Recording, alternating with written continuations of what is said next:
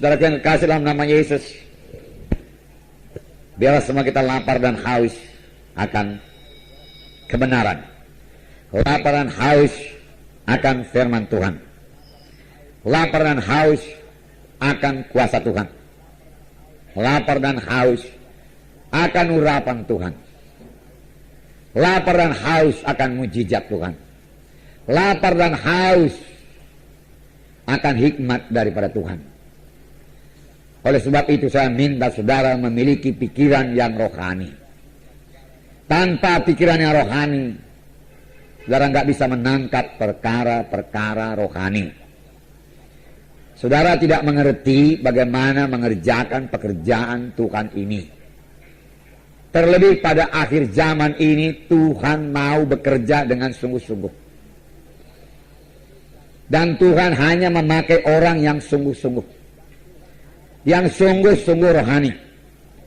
Pada akhir zaman ini tidak ada yang mustahil bagi orang yang percaya. Saudara rindukan sidang 100 orang, Tuhan berikan 100 orang. Jangan batasi kuasa Tuhan. Tapi apakah saudara rindu? Apakah saudara haus untuk itu? Apakah saudara berdoa buat itu? Ini soalnya sekarang. Adakah kehausan? Sebenarnya kehausan lebih parah daripada kelaparan. Memang firman Tuhan berkata, berbahagialah orang yang haus dan lapar, atau lapar dan haus akan kebenaran, karena mereka itu akan dipuaskan. Berbahagialah orang yang miskin di hadapan Tuhan. Siapa yang mengaku miskin, ya, mereka yang punya kerajaan sorga. Miskin perkara-perkara rohani, tapi jangan miskin tinggal miskin, saudaraku. Miskin itu membawa kita minta kuasa, minta urapan, minta jiwa-jiwa. Miskin pelayananku Tuhan, miskin sidangku Tuhan, miskin jiwa-jiwa, miskin kuasa, miskin urapan. Tetapi maunya kita jangan miskin secara rohani, amin. Saudaraku, sebab rohani nggak bisa dilikuidasi, kecuali kita sendiri yang melikuidasi diri kita. Kita sendiri yang nggak mau kaya rohani. Kita sendiri yang nggak ngejar perkara-perkara rohani, kita merasa puas. Tapi jangan saudaraku krisis rohani, saudaraku. Oleh sebab itu mari lapar dan haus akan perkara-perkara rohani.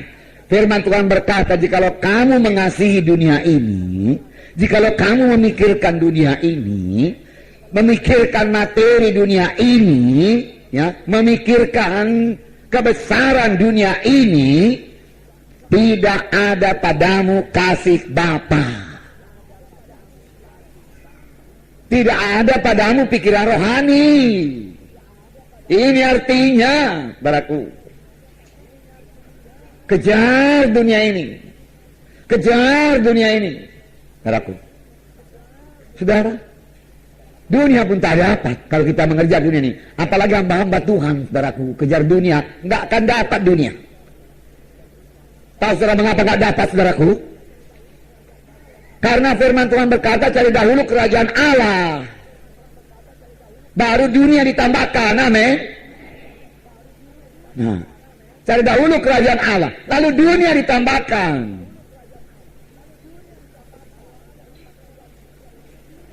Kalau ada hamba Tuhan mengejar dulu dunia, saudaraku, dunia pun nggak dapatnya, apalagi rohani. Kejar kerajaan Allah, lalu dunia diberikan Tuhan. Amin, saudara. Ya, kerjakan sungguh-sungguh pekerjaan Tuhan, lalu dunia diberikan Tuhan. Amin, saudara. Nah, haleluya. Nah, saudara yang kasih dalam nama Yesus,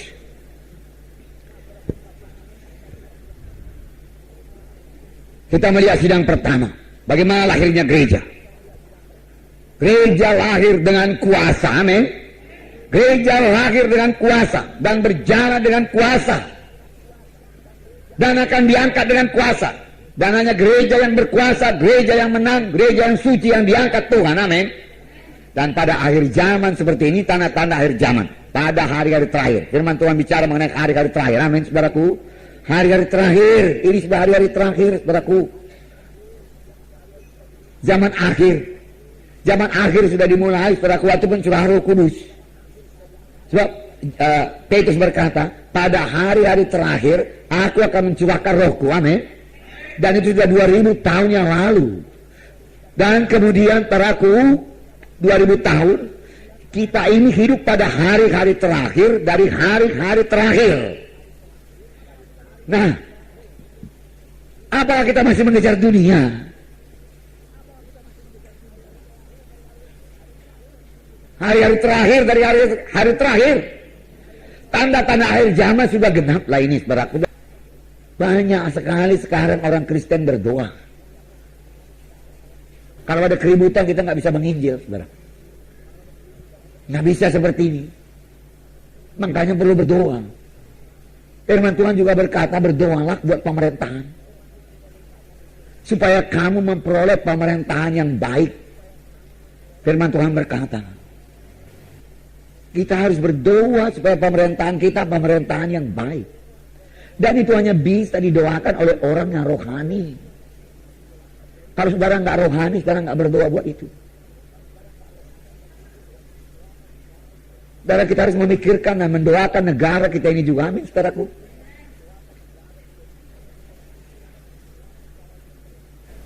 Tetapi saya mau mengatakan pada saudara, belum terlambat kalau kita ini semua orang-orang rohani. Amin. Tapi kalau kita masih mengejar kepentingan diri kita sendiri, saudaraku, kita akan ambruk, saudaraku. Pelayan saudara juga akan ambruk. Marilah mulai berkorban. Marilah mulai percayai kuasa Tuhan, mujizat Tuhan. Berapa banyak mujizat Tuhan terjadi dalam kebaktian kita. Saya sungguh sadar, saudaraku. Ya, 2 kali ini, 2 minggu betul saya melayani saudaraku suku Chinese di kota sana, saudaraku. Sekitar 40-50 di antara mereka itu, saudaraku. Saya lapar, kemudian saya lapar dan haus. Tuhan, tolong Tuhan kuasamu. Tolong Tuhan urapanmu, Tuhan. Tolong aku, Tuhan. Berapa persen lah firman Tuhan yang bisa dia tangkap, Tuhan? Mereka tidak biasa dengan firman Tuhan. Saya kasih firman Tuhan yang sangat sederhana kepada mereka, saudaraku. Ya. Oleh sebab saya berdoa, saya pikir pun nggak semua bisa dia tangkap firman Tuhan itu. Tapi saya berdoa, Tuhan, siapa yang saya letakkan tangan dalam nama Yesus, dia mesti mengalami kuasamu, Tuhan, di dalam nama Yesus. Aku rindu kuasamu, aku rindu urapanmu. Tidak bisa tidak, Tuhan, saya katakan. Saya berdoa, beberapa jam saya berdoa, baru saya berangkat, saudaraku. Nah, begitu caranya, saudaraku. Doakan lagi dalam nama Yesus, sembuhkan Tuhan dalam nama Yesus. Maju lagi satu ibu-ibu ke depan, saudaraku. Lalu, saudaraku, ibu ini saya tanya, mau apa ibu? Oh, dia bilang, saya mau doa, mohon urapan Tuhan untuk bersaksi. Saya belum pernah dengar, saudaraku, sepanjang melayani demikian, saudaraku. Begitu bersemangat dia bersaksi. Nah, makanya minggu depan ini, saudaraku, ya, akan lebih banyak lagi jiwa-jiwa baru. Amin, saudara. Mereka bersaksi. Anak-anak nakal dia bawa ke depan. Boksu ini anak nakal sekali, letakkan tangan. Nah, sebenarnya menurut pendapat saya, kalau anak nakal, orang tuanya mesti bertobat, orang tuanya mesti belajar firman Tuhan, supaya orang tuanya tahu mendidik anaknya. Iya kan? Dari firman Tuhan, mendisiplin anaknya daripada firman Tuhan. Tapi saya bilang sama Tuhan, okelah Tuhan, mereka belum mengerti apa-apa ini Tuhan. Roh Kudus sanggup berbuat apa-apa. Karena saya meletakkan tangan dalam nama Yesus, kuasamu menjamah anak ini berubah dalam nama Yesus. Rindu kuasa Tuhan. Amin, saudara. Ya, rindu kuasa Tuhan. Tanpa kuasa Tuhan, saudara pikir bagaimana memenangkan mereka itu?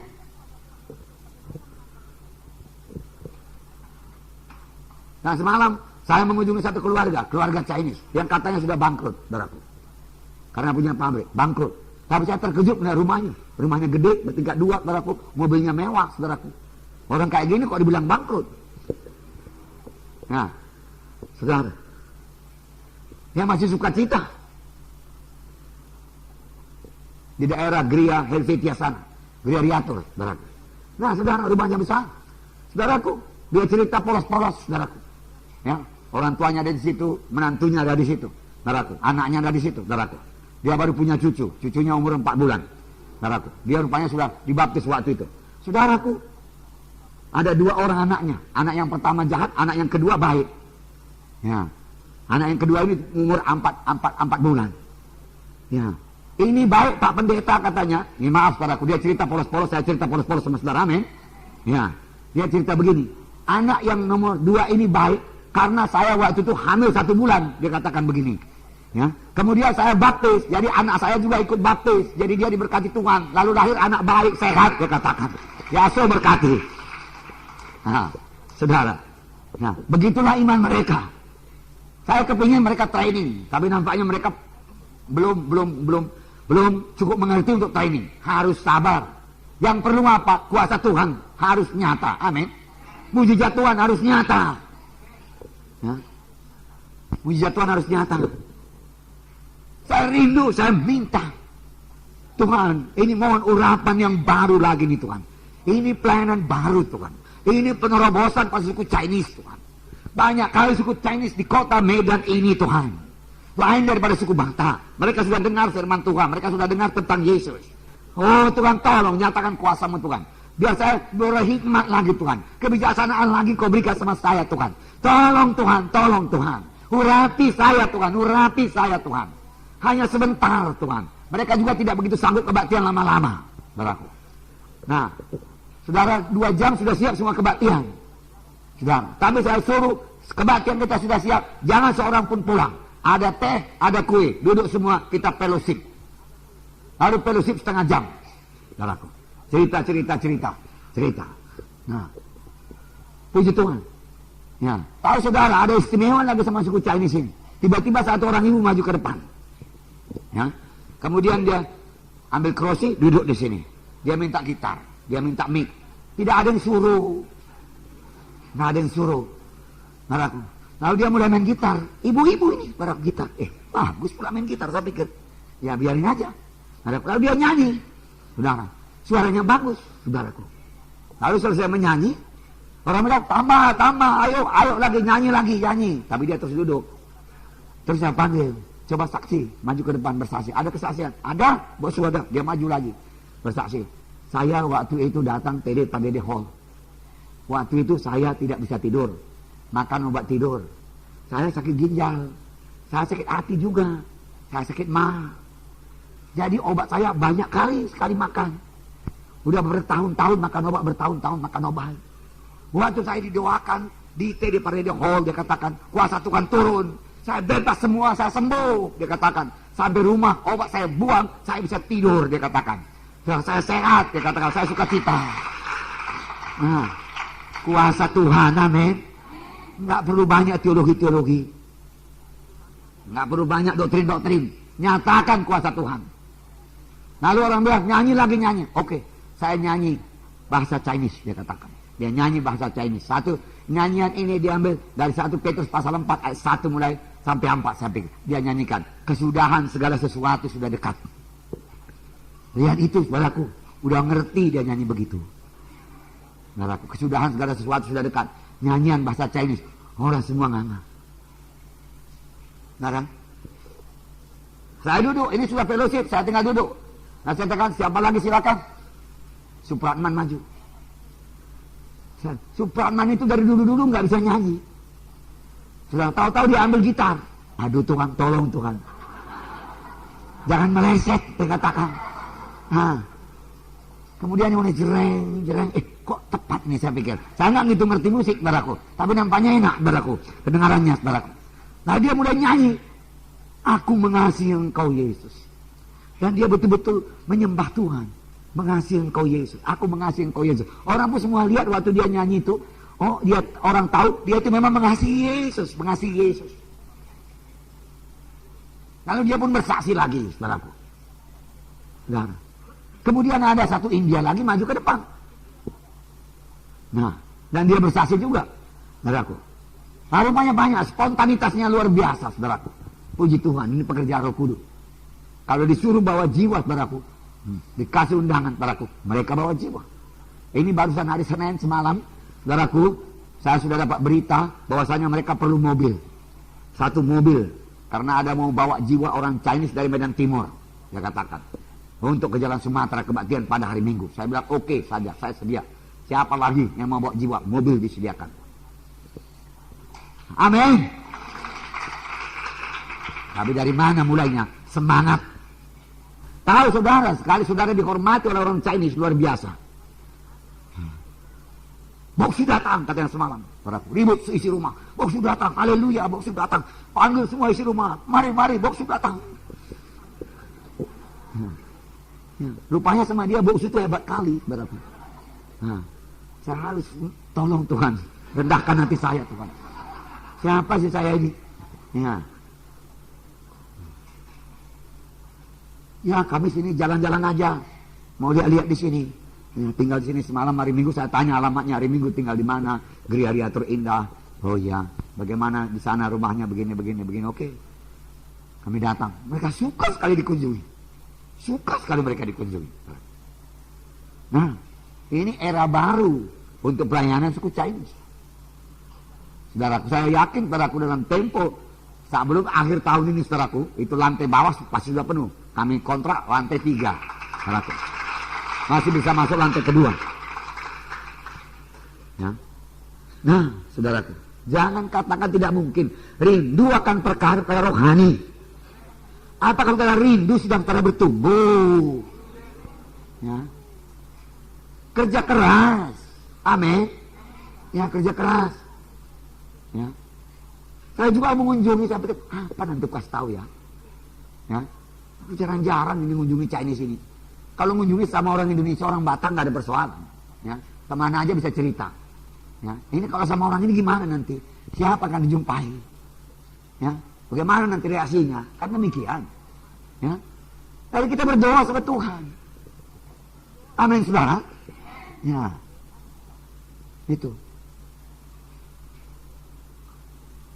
Dan mereka itu rupanya sungguh-sungguh. Nah, saya kunjungi semalam ada menantunya itu, saudaraku, rupanya sudah masuk Betani. Menantunya itu. Nah, orang Betani panggil dia balik.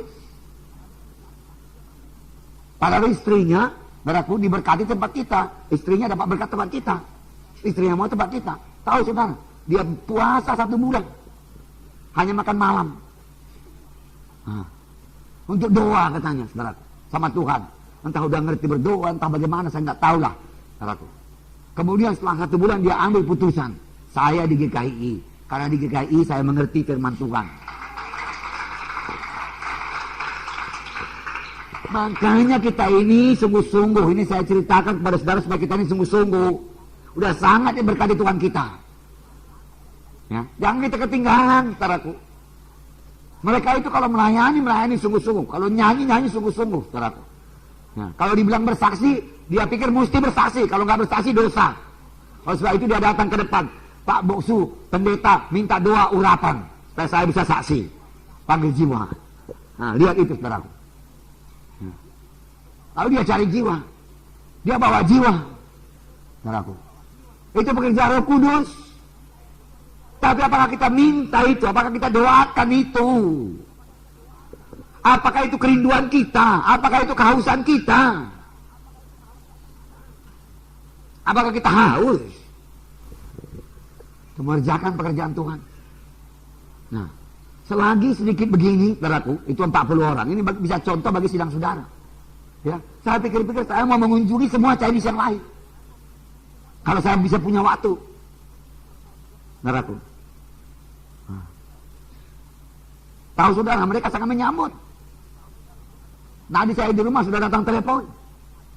Pak Pendeta, nanti malam kita makan malam sama ya. Dia katakan. Oke, saya katakan. Puji Tuhan. Ya begitu pula ke budaya mereka itu, saudaraku. Waktu makan-makan cerita. Nah itu pula kalau Chinese ini, saudaraku. Nah. Oke, nanti saya datang dia punya rumah, saya katakan. Kita makan sama-sama. Nah, saudara. Sungguh-sungguh melayani, amin saudaraku. Sungguh-sungguh perhatikan jiwa-jiwa itu, amin saudara. Perhatikan jiwa-jiwa itu. Kita mau jiwa-jiwa itu keberkatan, amin. Ya. Kita mau hidupnya berubah. Kita mau dia mengalami kuasa Tuhan. Ya. Kita mau dia kenal Yesus. Lalu kita lihat, sudahkah dia kenal Yesus? Sudahkah dia bertumbuh? Kan kita gembala. Bukan datang untuk berkhotbah aja.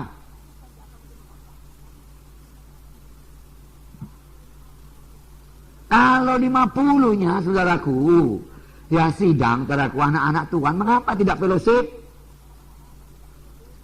Kan banyak yang mau saudara berikan. Saya malah pikir-pikir itu di Jalan Sumatera itu, kalau kebaktian cuma 2 jam, kemudian fellowship setengah jam. Apa nggak bisa masuk training ya, saya pikir. Tapi saya belum bisa mutusin, saudaraku. Saya mau nikmat Tuhan. Kemudian bikin lagi training setengah jam. Sebab saya ini masih nyanggup, saudaraku. Nah, di training kan aja dia di situ. Barangkali satu mata pelajaran iman 4 kali training. Setengah jam aja.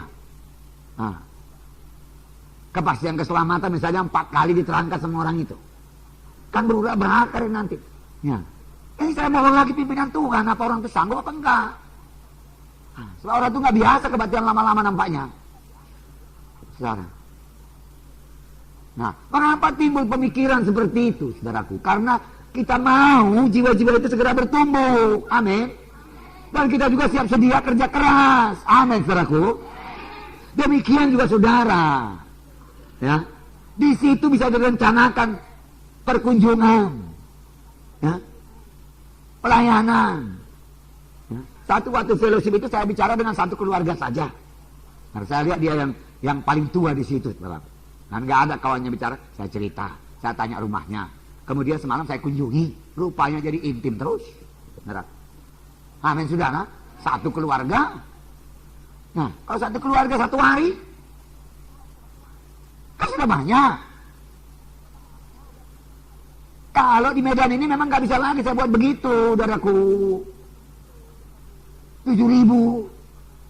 Ya, KKS saja sudah tambah kira-kira 100 lebih dalam 1 bulan setengah ini, saudaraku. Mengapa? Karena digerakkan. Karena digerakkan. Harus berbelah, harus berbelah, harus berbelah. Harus bertambah, harus bertambah, harus bertambah, harus bertambah. Harus, saudaraku, harus bertambah. Harus, saudaraku, dimasuki semua jalan-jalan, gang-gang di kota Medan ini, saudaraku. Harus ada KKS, saudaraku. Amin, saudara. Itu goalnya, saudaraku. Itu goalnya. Ya. Itu kehendak Tuhan. Jadi saudara punya sidang 60, 70, 100. Jangan diam. Haleluya. Udah 100. Ya. Udah senang. Pikir bagaimana 200. Saya dengar Medan Kota. Hamba Tuhan berutobing melayani di sana. Sudah kira-kira 1 bulan dia di sini. Dia pindah dari Palembang untuk melayani Tuhan di sini. Karena di sini dia bisa melayani lebih banyak jiwa-jiwa. Amin. Dan semalam kami bicara-bicara. Dia katakan akan diadakan 3 kali kebaktian. Karena sudah penuh. Amin, saudara. Bergerak terus. Bergerak terus. Pada akhir zaman Tuhan mau mengerjakan pekerjaan yang besar. Menginjil terus. Ini saudaraku, Bapak Pranginang ini saudaraku. Dia tahu bagaimana pelayanan saya, saudaraku. Enggak pernah berhenti menginjil. Selama saya melayani Pasar 5, selalu cari kampung baru. Kampung yang baru mana? Saya sendiri nggak tahu kampung itu. Saya tanya jiwa-jiwa, kampung yang baru mana? Kemana lagi kita menginjil? Kemana lagi kita buka gereja? Kemana lagi? Kemana lagi? Amin, saudara. Itu dorongan Roh Kudus. Nggak bungkem di satu tempat. Makanya loh yang demikian diberkati Tuhan. Lalu di kota Medan ini pun kemana lagi? Amin, saudara. Lalu Tuhan bisa memberkati karena apa? Ada kerinduan rohani. Ada pikiran rohani. Ada pikiran rohani. Ada pikiran rohani. Amin, saudara. Ya. Kok rasanya Roh Kudus menerangkan kepada saudara, supaya saya bilang kepada saudara, saudara harus memiliki pikiran rohani. Kalau saya salah, tanggap saudaraku, tolong kasih tahu saya. Banyak di antara saudara tidak punya pikiran rohani sekarang ini. Begitu saya dapat kira-kira dari Roh Kudus. Nah, kalau saya salah tolong kasih tahu. Nah, saudaraku yang kasih dalam nama Yesus. Karena kalau kita tidak punya pikiran rohani, kita nggak tahu mau dibawa kemana gereja kita itu. Apalagi langkah yang akan diambil. Kalau yang kita pikirkan duniawi, diri kita, pakaian kita, kesenangan kita. Jangan lupa saudaraku, benih itu ya ada yang tumbuh di duri, lalu duri itu membunuh benih itu, ya kan? Dia bunuh benih itu.